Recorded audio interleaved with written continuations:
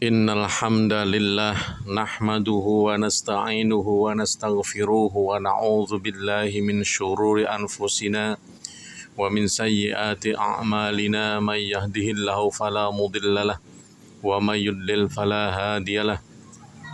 Ashhadu an la ilaha illallah wahdahu la syarikalah wa ashhadu anna Muhammadan abduhu wa rasuluh.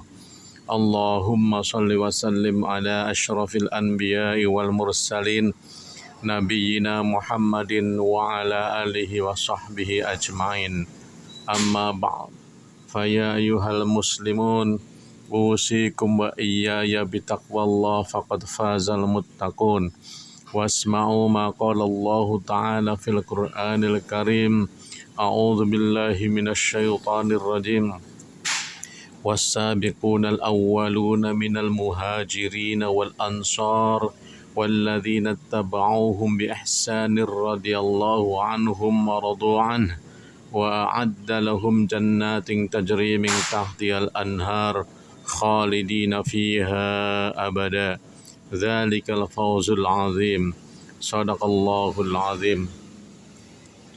Hadirin kaum muslimin rahimakumullah, mengawali khutbah ini tidak lupa kami menyampaikan wasiat khususnya untuk diri pribadi kami dan kepada kita sekalian.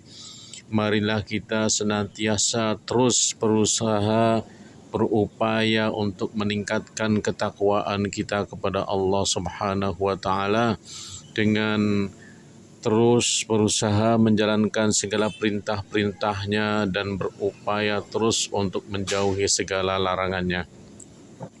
Khutbah Jumat pada kali ini saya ingin menyampaikan tentang dua hal yang perlu kita pedomani, perlu kita jadikan landasan agar kita selamat di dalam beragama yang kita yakini ini.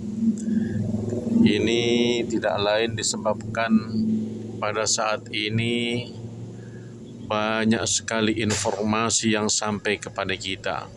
Inilah saatnya kita tengah menjalani era globalisasi, di mana semua informasi begitu mudahnya masuk ke dalam benak kita, ke dalam pikiran kita.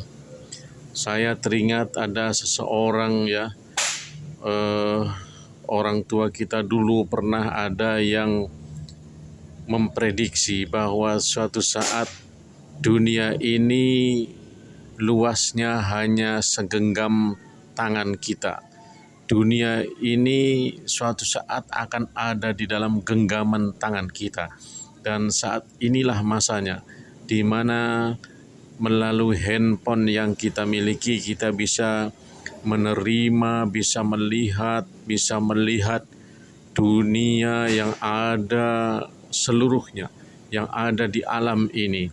Kita ingin tahu keberadaan orang-orang di kutub utara sekalipun, kita tinggal pencet kata-kata atau kalimat kutub utara maka muncullah tentang kutub utara. Kita ingin tahu kondisi Ethiopia, kita tinggal pencet bagaimana kondisi Ethiopia di handphone kita, maka kita pun tersuguhkan berita-berita ataupun kabar tentang Ethiopia. Begitu juga kondisi-kondisi di negara lain, meskipun jauh sekalipun kita bisa lihat dengan mudah melalui HP yang ada di tangan kita. Inilah hakikatnya dari era globalisasi. Dan tentunya di era ini ada hal-hal yang positif yang kita dapatkan, tetapi juga tidak sedikit yang negatifnya. Yang positifnya ya antara lain kita bisa begitu mudah mengakses apa yang kita inginkan. Bahkan saya jujur, saya terus terang, seandainya sekarang ini susah mendapatkan informasi, mungkin saya tidak akan daftar atau kuliah S3. Tetapi karena saat ini begitu mudahnya kita ingin mendapatkan informasi, maka saya berani kuliah karena pada saat menyusun disertasi itu begitu mudahnya kita ingin tahu buku apa saja yang kita inginkan, kita pencet dalam HP maka muncullah apa yang kita inginkan. Sehingga ini sangat mempermudah dalam penyusunan disertasi yang saya alami. Nah, inilah salah satu hal ataupun efek positif yang kita rasakan dari era ini. Tetapi juga tidak sedikit efek hal-hal yang negatif yang kita dapatkan, karena informasi yang ada di dalam HP kita itu tidak semuanya positif. Berita-berita yang menyesatkan pun banyak, berita-berita hoax atau bohong juga tidak sedikit jumlahnya, sehingga di dalam menyikapi kondisi atau zaman yang saat ini maka ada dua hal yang juga perlu kita jadikan pedoman. Yang pertama, kita harus berpegang teguh pada apa yang Rasulullah ajarkan. Kemudian juga kita juga berusaha mengetahui bagaimana perilaku para sahabat Rasulullah, begitu juga sahabat-sahabat Rasulullah sesudahnya, yang biasa kita sebut tabi'in ya, para pengikut-pengikut sahabat Nabi. Kemudian juga tabi'ut tabi'in adalah orang-orang yang mengikuti para tabi'in. Ini berdasarkan hadis Rasulullah yang diriwayatkan oleh Imam Bukhari dan Imam Muslim. Kata Nabi, khairun nasi qarni, summal ladzina yalunahum, summal ladzina yalunahum. Sebaik-baik manusia adalah yang hidup pada masaku, kemudian manusia yang hidup pada masa berikutnya, kemudian manusia yang hidup pada masa berikutnya. Nah, ini artinya apa? Artinya memang orang-orang yang hidup di zaman Rasulullah yang biasa kita kenal dengan para sahabat, insya Allah adalah generasi yang terbaik. Kenapa terbaik? Karena mereka begitu dekat dengan Rasulullah. Mereka mendapatkan ilmu, mendapatkan pencerahan, mendapatkan apapun yang diinginkan langsung bisa didapat dari Rasulullah Shallallahu Alaihi Wasallam. Kemudian yang terbaik berikutnya adalah orang-orang yang pernah bertemu dengan para sahabat Nabi ini, tetapi mereka tidak bertemu dengan Nabi. Itulah yang dinamakan tabi'in. Nah, berikutnya lagi adalah tabi'ut tabi'in, orang-orang yang pernah hidup bertemu dengan para tabi'in tetapi tidak bertemu dengan Nabi dan tidak bertemu dengan para sahabat. Nah, mereka ini, ketiga kelompok ini, yakni kelompok para sahabat Nabi, kelompok tabi'in dan tabi'ut tabi'in, itulah yang biasa dikenal dengan kelompok salafus sholihin, ya, orang-orang terdahulu yang soleh-soleh. Mereka dianggap generasi yang terbaik karena dekatnya masa hidup mereka dengan Rasulullah, dengan zaman Rasulullah Shallallahu Alaihi Wasallam. Namun demikian, kita yang hidup di akhir zaman ini tidak perlu berkecil hati, tidak perlu merasa bahwa kita tidak dianggap sebagai umat yang terbaik. Karena ini dibuktikan bahwa kita juga insya Allah menjadi umat Nabi yang terbaik. Kenapa? Karena pernah suatu hari ketika Rasulullah berkumpul dengan para sahabatnya, Rasulullah bertanya kepada para sahabat, kalian tentu tidak tahu apa yang pada hari ini mengusik hatiku. Para sahabat yang selalu setia duduk bersama Rasulullah sama-sama menganggukkan kepala. Bahkan ada yang menahan nafas lantaran sebentar lagi bakal mendengar jawaban yang dalam menit-menit sebelumnya amat mereka tunggu-tunggu. Kata Nabi, aku sedang memikirkan saudaraku. Hari ini aku sangat merindukan mereka. Ucapan itu keluar dari bibir Rasul satu persatu, sehingga tak satu patah kata pun terlewatkan dari kuping para sahabat.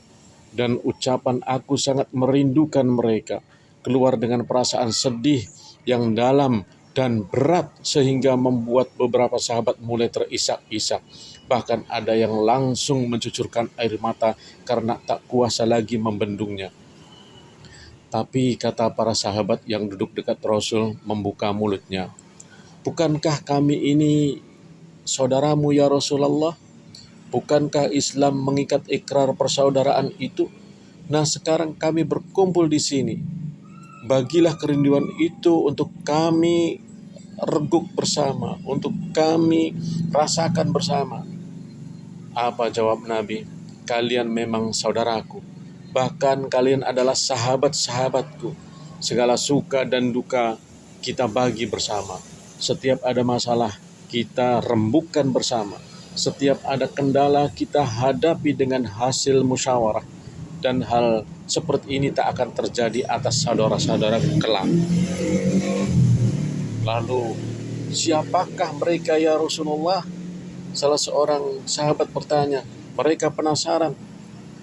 Apa kata Nabi? "Mereka adalah umatku. Mereka adalah umat Islam yang lahir dan hadir di atas permukaan bumi ini jauh setelah kepergianku. Mereka tak pernah mengenal siapa aku. Hanya lewat bibir-bibir ulama lah mereka sedikit-sedikit memahami perwujudanku sebagai Rasul mereka. Tetapi mereka dengan patuh dapat menanamkan rasa cintanya terhadapku. Mereka bangun, mereka tidur, mereka makan, mandi, berpakaian, berbicara dan sebagainya dengan tak pernah mengabaikan cara-cara yang aku lakukan saat ini. Wahai sahabat-sahabatku, betapa suci hati mereka, betapa tinggi loyalitas mereka terhadap ikrar keislaman yang mereka ucapkan saat menyebut kalimat syahadat yang dua itu, yakni mencintai aku setelah mencintai Allah yang menjadikan mereka dan semua alam ini. Inilah yang membuat aku rindu yang sangat besar sekali, keterharuan membayangkan kepatuhan yang tanpa pamrih seperti itu." Hadirin kaum muslimin rahimakumullah, itulah ungkapan Rasulullah ketika masih hidup. Beliau begitu mencintai kita meskipun kita tidak pernah bertemu dengan beliau. Kenapa? Karena kita mau mengikuti ajaran beliau. Kita mencintai beliau. Kita mengikuti cara-cara hidup beliau, sunnah-sunnah beliau. Kita juga mengikuti wahyu yang Allah berikan kepada beliau. Hadirin kaum muslimin rahimakumullah, jika salafus sholihin adalah generasi-generasi terbaik karena mereka dekat dengan Rasulullah, dekat waktunya, dekat masanya. Tetapi kita juga insya Allah menjadi generasi terbaik asalkan kita mencintai Rasul dan kita mengikuti ajaran-ajaran yang dibawanya. Namun demikian, kita tetap dalam hal operasional, praktek-praktek perilaku kehidupan kita, baik dalam ibadah mahdoh maupun dalam ibadah ghairu mahdoh, hubungan dengan sesama manusia, ada baiknya, ada sangat luar biasa baiknya ketika kita mengikuti Rasul, para sahabat, para tabi'in dan tabi'ut tabi'in. Kemudian yang kedua yang perlu dijadikan pedoman buat kita agar kita terselamatkan, termasuk terselamatkan dari derasnya arus informasi yang saat ini begitu banyak hal-hal yang menurut kita mulai menyeleweng dari apa yang diajarkan Rasulullah, adalah keistiqomahan kita. Kita bersikap istiqomah, kita ajak, kita melakukan seluruh amal kebaikan yang kita tahu, yang kita pahami dari ajaran Islam ini dengan penuh keteguhan hati, tidak goyah sedikit pun, mulai dari keimanan kita sampai kepada amal soleh kita terus jalankan. Dan hadirin kaum muslimin rahimakumullah, kata Nabi dalam hadis riwayat Muslim, "Ahabbul a'mali ilallahi ta'ala adwamuha wa in qalla." Amalan yang paling dicintai Allah Ta'ala adalah amalan yang kontinu walaupun itu sedikit. Istiqomah. Meskipun amalan sedikit lebih baik daripada amalan banyak tetapi dilaksanakan tidak istiqomah. Dilaksanakan hanya sekali-sekali. Contohnya, kalau kita sholat tahajud, misalnya kita lakukan tahajud 12 rakaat ditambah 1 witir, tetapi kita lakukan ini sekali sebulan atau 2 bulan kita lakukan. Begitu tahajud kita 12 rakaat lagi, tapi nanti tahajud berikutnya adalah 2 bulan berikutnya atau sebulan berikutnya. Maka menurut pengertian hadis ini, sebaiknya kita tahajud usahakan tiap malam, meskipun tahajud kita hanya 2 rakaat ditambah 1 witir misalnya. Tapi kita lakukan kontinu, kita lakukan setiap malam. Itulah amalan-amalan yang istiqomah. Insya Allah jika kita terus berpedoman kepada 2 hal ini. Yang pertama, kita genggam Rasulullah, para sahabat, tabi'in dan tabi'ut tabi'in. Amalan-amalan mereka kita contoh, kita teladani. Dan yang kedua, kita terus istiqomah dalam menjalankan semua amalan-amalan kita. Barakallahu li wa lakum.